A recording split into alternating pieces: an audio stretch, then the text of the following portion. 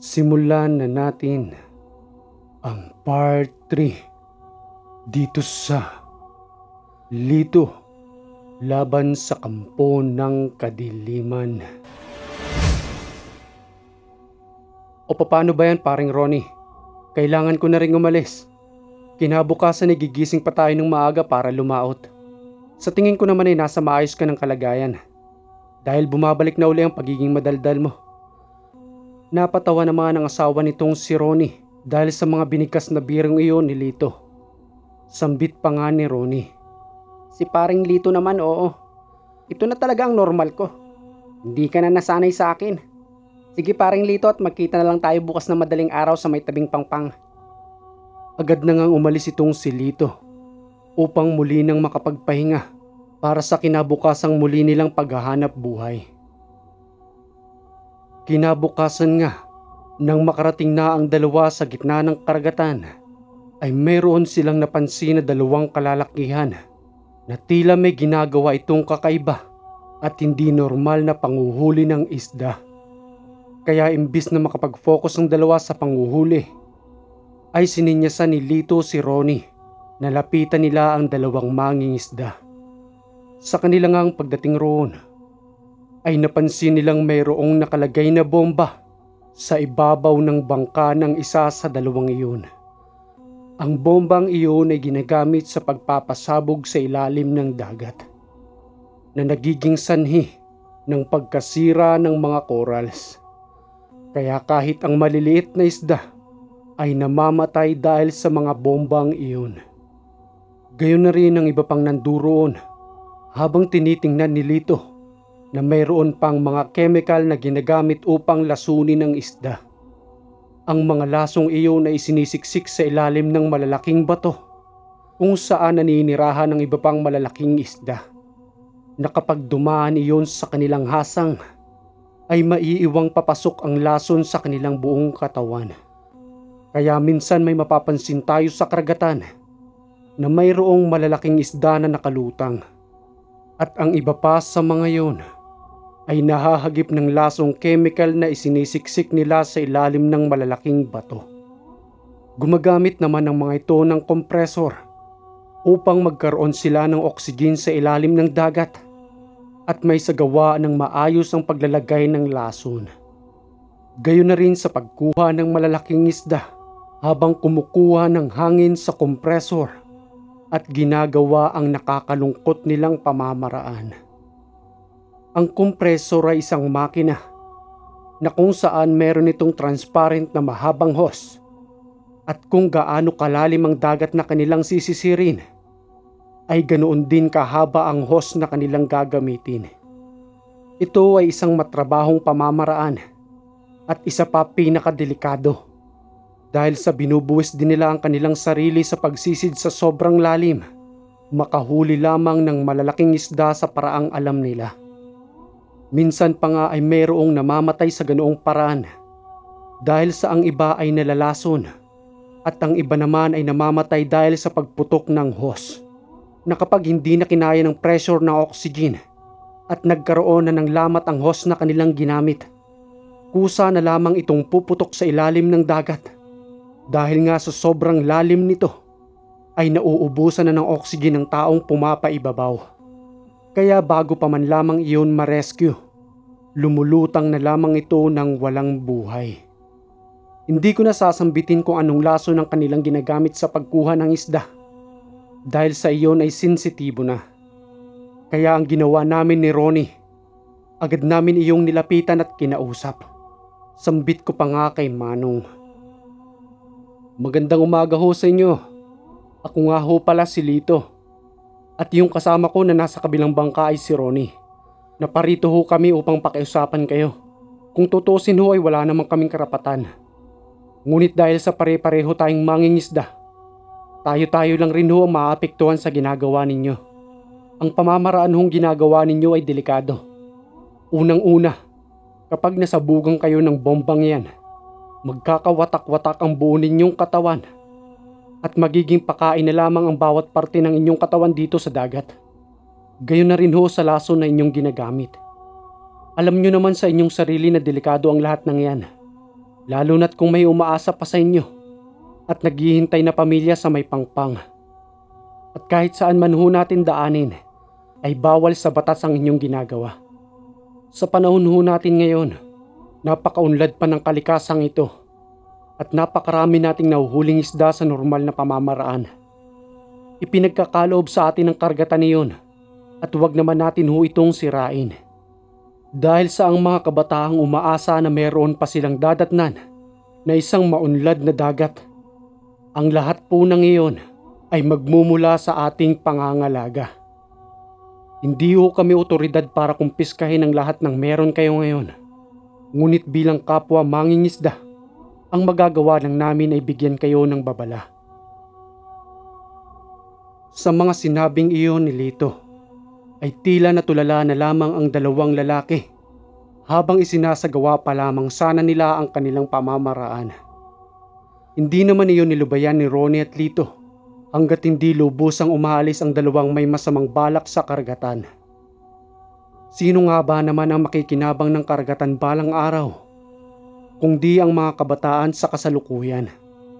Habang nakatingin nga lang ang dalawa sa kanila, ay nagbigkas na ng pampalubag-loob na salita itong si Lito at tiniihip sa dalawang mangingisdang iyon. Maya-maya lamang ay iniligpit na nila ang kanilang mga gamit hanggang sa lubusan na ngang umalis ang dalawa.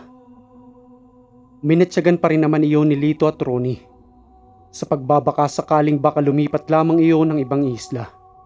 Ngunit nang kanilang mapansin, ito ay patungo na sa may tabing pangpang, kaya napanatag na ang kanilang kalooban. Maya-maya pa ay umuwi na rin ang dalawa dahil sa kanilang pagkakatansya ay sapat na ang kanilang nahuli para maibenta ng kanilang asawa sa palengke. Lumipas pa ang 2 araw nang mayroong 2 lalaking pumunta sa tahanan ni Lito at hinahanap nga ito roon, samantalang si Lito naman ay nanduroon sa kanyang bangka habang may inaayos. Kaya madaling nagpunta si Bibian sa kanya upang pasaglitin sa kanilang tahanan. Sa kanyang pagdating, agad niya namang namukhaan ang dalawa na yun ang pinakausapan nila ng nakaraang araw ukol sa paggamit ng hindi maganda sa karagatan. Sambit pa nga ng dalawang iyon habang ang isa ay may katandaan na. Iho, naparito kami upang magbigay pasalamat sa iyo dahil sa mga katagang binitawan mo sa amin nung nakaraang araw. Napag-isip-isip nga namin na kailangan na naming bitawan ng mga ganong pamamaraan upang hindi lubusang masira ang ating karagatan. Itong aking kasama ay ang aking anak na matagal ko na rin kasama sa pangingisda. Kaya ipagpaumanhin mo sana iho ang aming pagkilos nung nakaraang araw. Sambit ko naman sa mga sinabing iyon ni Manong. Walang anuman ho yun, Manong.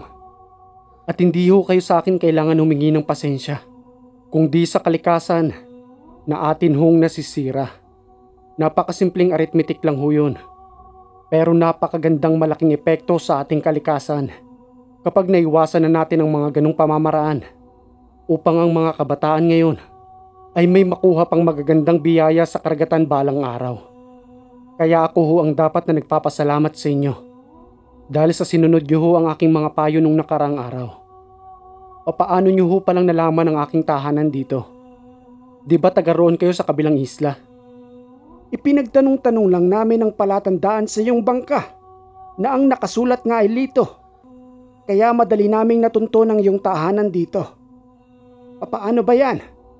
Kami ay aalis na at nang maibenta na namin ang aming mga gamit sa kabayanan. Baka gusto niyo ho munang magkape at ipagtitimpla ko ho kayong dalawa. Salamat iyo. Napadaan lang naman kami rito para sabihin nga sa iyo na ibebenta na namin ang aming mga gamit. Sige ho, mag-iingat ho kayo. Agad na rin ngang umalis ang dalawang mag-ama matapos nilang makapag-usap. Muli na ngang bumalik itong si Lito sa kanyang bangka habang inaayos ang pinta nito na nakahugis sa kanyang pangalan. Habang busy nga sa kanyang ginagawa ay bigla namang dumating itong si Ronnie. Dahil nga sa mga oras na iyon ay hapon na rin naman at nanggaling na sila sa kalautan at tapos na ring manghuli ng isda. Dinig na dinig ni Lito habang ito'y sumisipol at naglalakad papalapit sa kanyang likuran. At nagwika nga itong si Ronnie ng, "Ay paring Lito, parang namumukhaan ko yung dalawang lumapit sa inyong bahay. Yun ba yung sinaway natin nung nakaraang araw? Bakit nagrereklamo ba sila? Baka gusto nilang ipapulis ko sila eh. Hindi tama ang ginagawa nilang yun. Hindi yun maaari sa ating dalawa." Mali naman ang iniisip mo paring Ronnie. Humingi nga ng pasensya yung dalawa. Dahil nga napagtanto nilang mali yun. Kaya ayun, dala-dala pa rin nila ang iba nilang mga kagamitan. Pero ibibenta na raw nila yon sa bayan. Ah, ganoon ba? Akala ko pa naman magrereklamo sila.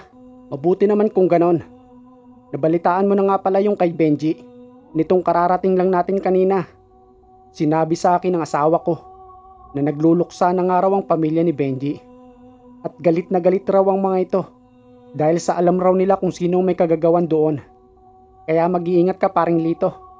Tulad nga ng sinabi mo, lahi ng mangkukulam ang mga yan. Huli ka na paring Ronnie sa balita. Pagkarating natin kanina ay sinabi kagad sa akin ni Bibian. At inaasahan ko na rin naman na malalaman nila yon. Hinihintay ko na nga lang ang rest back nila eh. Mabuti na nangyari yan upang mabawasan sila at magbigay babala sa kanilang lahat. Hindi naman sa dahil wala akong awa. Nangyari lang naman yan sa kanila bilang kabayaran. At naaawa ba sila sa kanilang mga binibiktima? Gayon na rin ang isang albularyong nanirahan dito at pinagtulong-tulungan nilang lahat.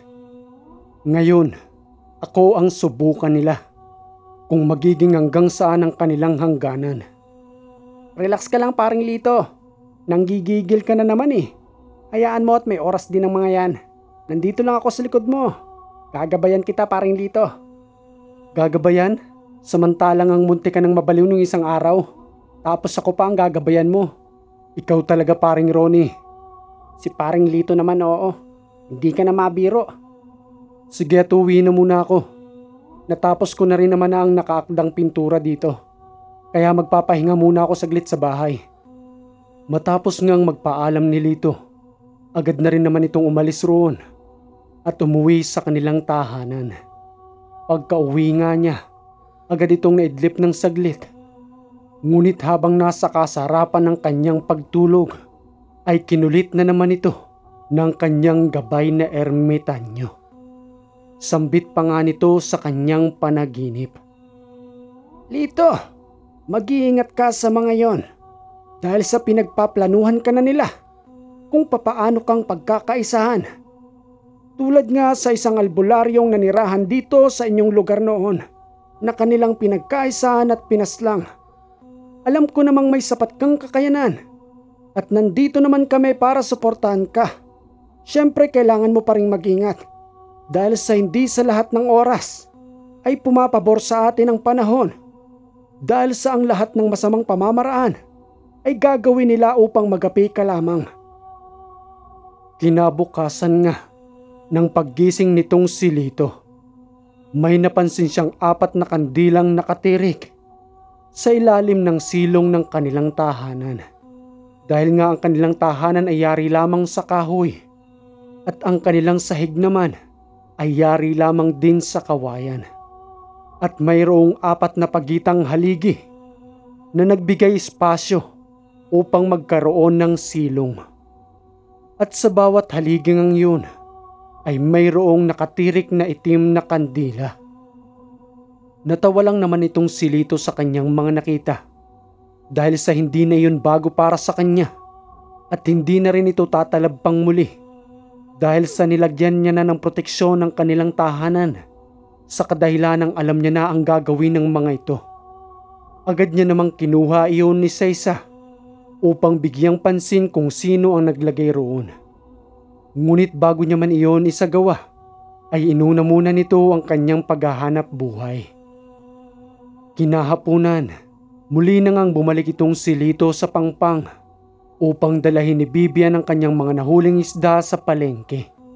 Matapos ngang makaalis ni Bibian, ay naghukay ito sa lupa sa bawat paligid ng kanilang tahanan. bilang isang malakas na proteksyon sa mga magtatangkang maitim na kapangyarihan na ang layunin ay pumasok sa kanilang tahanan. At ang mga proteksyon nga na kanyang ibinaon roon ang susunog sa mga ito at makakaramdam ng sobrang init sa kanilang katawan na tila sinisilaban naman ito ng apoy kapag tinangka pa rin nilang pumasok sa bakuran. At ang isa pa ngang ginawa nitong si Lito dahil sa ang kandilang itim na kanyang nakuha ay nagkaroon ng koneksyon sa enerhiya ng kandila dahil sa paghawak nito roon. Kaya ang ginawa nitong si Lito ay nilatagan ito ng malakas na salita upang ibalik ng 10 beses kung anumang negatibong enerhiya ang ikinarga roon. Makalipas ang 1 linggo ay may nagpuntang isang lalaki sa kanilang tahanan. May katangkaran nito at mayroon ding matipunong katawan. Subalit hindi ito makapasok sa loob ng bakuran dahil nga sa mga inilagay nitong si Lito. Sambit pa ni Lito sa lalaking yun. "O Daniel, naligaw ka rito sa aming tahanan. Halika't pumasok ka muna rito." "Hindi na, nandito lang naman ako para bigyan kita ng babala. Alam kong alam mo naman ang nangyari kay Benji. At si Benji ay isa sa mga pinsan ko. Alam kong ikaw ang may kagagawa nun, Lito. Huwag mo nang ikaila. Darating din ang oras na magkakaharap tayong dalawa. At sinisiguro kong ikaw naman ang mawawala ng buhay. Huwag mo akong binabantaan. Alam ko ang mga iilan sa mga sikreto ninyo at kung ano ang tunay ninyong pagkatao. Di ba isa kang aswang? At hindi lang aswang, isa ka pang lalaking mangkukulam. Kung mapapatunayan mo sa akin hindi yun totoo, pumasok ka dito sa aking bakuran. Ipasok mo lamang ang isa sa iyong mga paa. Tingnan natin kung hindi ka mamilipit dito sa loob. Gusto mo bang ngayon na tayo magtuos?" Dahil sa mga sinabing iyon ni Lito, ay natameme naman yung lalaking yun at hindi na nga nagsalita at agad na rin iyong umalis. Kinagabihan, habang mahimbing na natutulog ang pamilya nitong si Lito, naalimpungatan naman siya sa ingay ng mga aso sa labas na tila kanina pang may mga kinakahul. At nang kanyang paglabas ng pinto, naramdaman agad ni Lito ang nagbabadyang panganib na tila maraming nakatingin sa kanya. Hindi naman iyon makapasok sa kanilang bakuran at minamatsyagan lamang siya doon sa labas. Kaya ang ginawa nga nitong si Lito ay kinuha ang kanyang mga nakatagong gamit. Gayon na rin ang isang punyal na yari pa ito sa pulang tanso. Sa pamamagitan ng pulang tansong iyon, kapag sila ay nasugatan noon, hinding-hindi na ito maghihilom pa at yun na ang magiging dahilan ng kanilang pagkawala ng buhay. Ipinadala naman iyon ng kanyang ama na galing pa ng aklan upang gamitin nga bilang proteksyon at pamaslang sa mga aswang. Kaya nga ang ginawa nitong si Lito, agad na lumabas ng kanilang bakuran at hinamon ng mga aswang na iyon na sabay-sabay na lumapit sa kanya. Maya-maya nga ay mayroong 2 malaking itim na pusa ang dahan-dahan na naglalakad patungo sa kanya. Sambit pa nga ni Lito, "Kayo na ba yung kanina pang umaaligid dito sa amin? Hindi na kayo makapasok sa bakuran ko, no? Dahil sa isang pagkakamali nyo lang na pumasok roon, maaari na kayong mawala ng buhay. Kung tutusin nga, sa mga salita pa lang na bibitawan ko sa inyo, ay kaya ko na kayong lusawin. At dahil matagal na rin akong walang nakakatunggali, pagpapraktisan ko muna kayo ngayon at gagamitin ko sa inyo ang pulang tansong patalim na ito. At hindi ninyo ako malilinlang dahil sa mayroon pang 3 nakaabang sa akin doon at naghihintay lamang ng aking pagkakamali upang sila'y sumugod. Huwag kayong mag-alala, iisa-isahin ko kayong lahat." Ang taas naman ng pusang iyon ay umaabot sa bewang ng isang tao na hindi ito normal na pusa. Kaya ang ginawa nitong si Lito ay naghintay lamang sa pagsunggab ng mga ito. Ngunit bago pa man ito lumabas ng kanilang tahanan, ay nakapagpuder at bakod na ito bilang proteksyon sa kanyang buong katawan. Maya-maya pa ay biglang sumugod ang isang malaking pusang iyon at hindi nagdalawang isip itong si Lito na itarak sa may leeg ang kanyang daladalang punyal na yari sa tanso. At dahil nga roon ay nagtatakbong papalayo ang pusang iyon na tila naghihingalo na. Hindi naman na iyon hinabol ni Lito at inaabangan na lamang muli ang pagsalakay ng isa pang malaking pusang ito. Hindi naman na pinalipas ni Lito ang oras at agad na rin itong nagusal at ibinato ang mga salita sa aswang na nasa anyong pusa na gusto siyang kitlan ng buhay. Nang tinamaan nga iyon, tila nanlambot naman ang tuhod nito na napaob-ob sa lupa. Kaya ang ginawa nitong si Lito, agad itong dahan-dahan na nilapitan at pinulsuhan kung buhay pa ba ang malaking pusang iyon. Ngunit tila nawalan lang naman yun ng malay at nakaramdam ng matinding pagkahilo dahil sa lakas ng salitang binitawang iyon. Nangakmang itatarak ni Lito sa liig ang kanyang punyal, ay sumugod naman ang tatlo pa sa mga ito, kaya muling napaatras itong si Lito. Ngunit imbis na makipaglaban ng mga yon, ay kinuha lang naman nila ang isa sa kanilang kasama na nawala ng malay.